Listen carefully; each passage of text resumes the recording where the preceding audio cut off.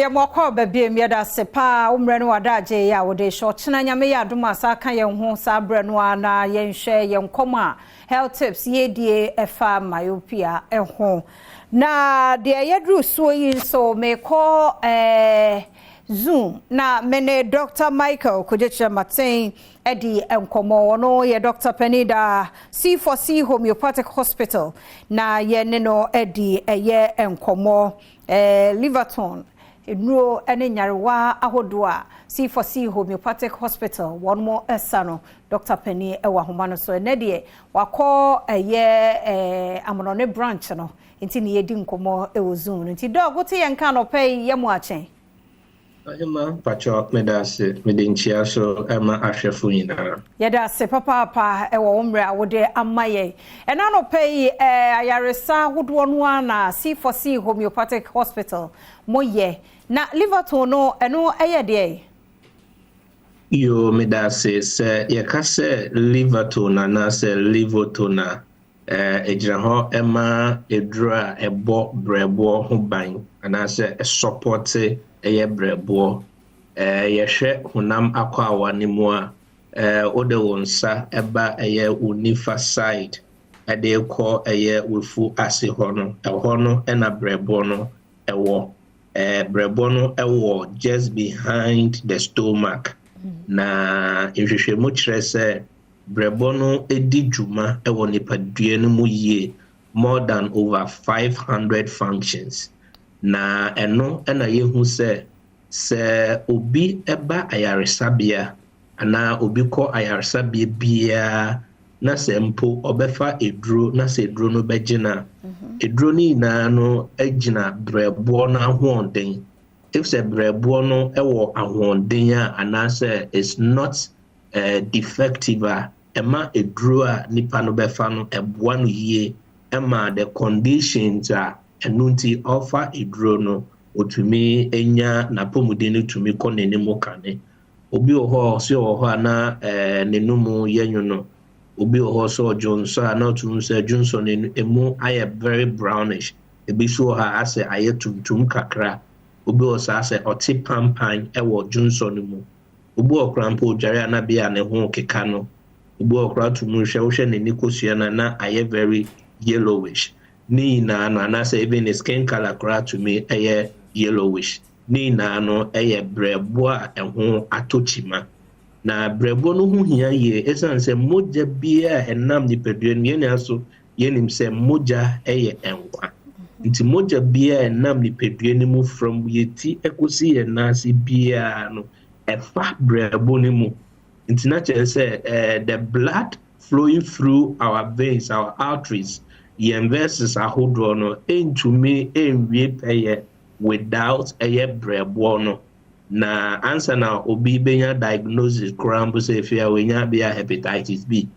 ebia wenya hepatitis C ana wenya hepatitis A ni na no ejina brebo ko brebo ho aka ene hepatitis e say inflammation of the liver nti brebo ho no aka no eno enema ndipa no enya hepatitis international se brebo no nye bribia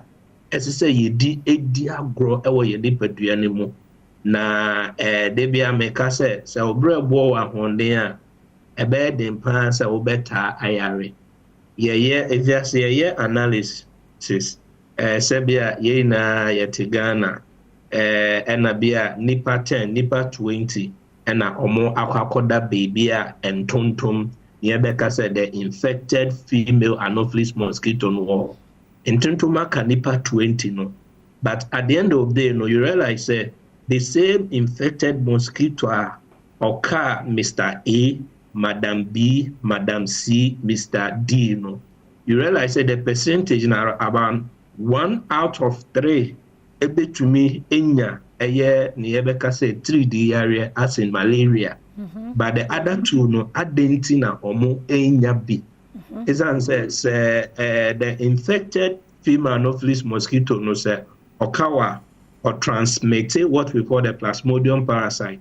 Parasite ni say odware wo moja ni mu a oni baby ha ko say brebo no eho no gina ho nden eho na odwe na home eho na onya tumi na wetumi so a de ben awo wa multiply ne ho ansana after the incubation period no wetumi a se de ben obubu nipadua inza na wega so obi a baby ya o ya baby nkoye baby yese no na che say atena wo nipadua ni mu for some number of days na che say obrebo no na amma ho kwan enti na C4C ayarsabia yetumi adue mu say unse o nyare a wo mfedro o nyare a untumi kaza wo kwakoto paracetamol o nyare a untumi kaza wo kwakoto herbal drug anom o nyare a untumi kaza wo kwakofedro enti nurse say yehwe kwanya yebefa so na yaboa adasama oba eye oman Europe edura edi mu akotre a ye friend Livoton ye bibia ebon krofo ho ban. So what it means is say per the European drug regulation oba Food and Drugs Authority so Ghana omaji Livoton atumu Livoton syrup bia eno no se wonyare kra. That is the only homeopathic medicine na ubetumi afa edi abo ho ban because a support liver support remedy ebo obrebo no ho senia na dwuma die betumi ewie peye ewo wo nipadua ni mu se wonyare na oba yare sabia ho ewo dosage ye de bema ye de auto scan machine so ye hwehwe wo liver ni mu the percentage at which it is working na ye hu baby na ho den ni bibia wa na ye tumi ama this Livoton syrup. The point in the say and I said the mission is said a bit to me at say a year yare so and I say ebema won't en yare is answer oh bow bread bono ho banya then it means oh taught near Becca say longevity and I say oh man long lifespan. And I said wo yare o bread bono so can't say be a when hepatitis when other infections will nip don't say oh bread bono so one there. A bed then pass if you are better infections are also. Or try be a way infection way, or try way infection B, or try way infection C. If so, a healthy liver will avoid you from getting all manner of infections via the blood. Intina ehu ehia enunti enayaya that reset a de Livoton a de aba a year Ghana bontain. So at the end of the day, send obi biara. Wo share from wherever wo tobiama wo kunu na wo tobiama wo na wo tobiama wo ba but enya pharmacy C4C ayaresabia se me bemu a na we no before obenya Livoton ni bia ato anomo no je se mo check ye answer me ankasa me ntimi mfa me pem ma se oh me be se me bom liver no ho ban na nti me beto aduro ni bi je se mo aye nhwehwemu answer. I just say I hear once and to me emfa like to me even emfa phone emfresh oh me Pedro ni biato maybe I am fam now na bia yem fam car emfam bro there be I just say oba yem facility or now you to me share the reason because you were dosage say you the mount yen to me mbo ye timu nka say bia oh dear nom atre baako e bia onyare o pesa o de ball ho ban keke inte say oba. Now, I am make said the cost of regular medical checkup is more cheaper. One yare na obo ho buy no, cheaper than say ube yare na obeba for treatment. Into yare you will treatment in a who dosage ne other different way ya de boa. And as a one yare so not to say you akonya so ya de betu na. Yede abona wapumudino akoye. Okay. Do wadawo ma yenhwe baby ebehunu C4C Homeopathic Hospital na fe ahwefo tifo ne contact no so na yetumi anyam. Yo we the American good news at the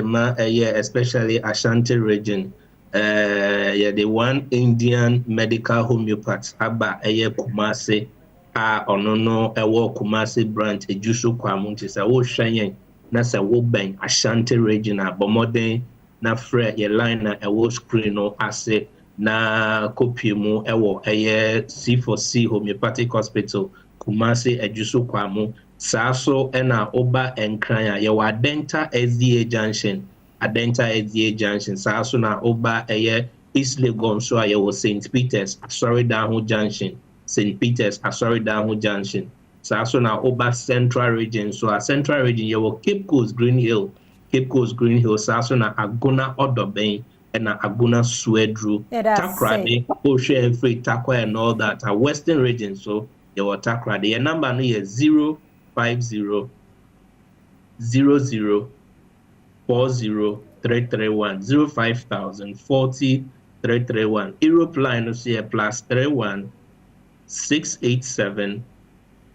487 122 +31 687 487 122. If you Dr. Michael Kujoche Mate, C4C Homeopathic Hospital, Nadaromana Yeteno, and Kano.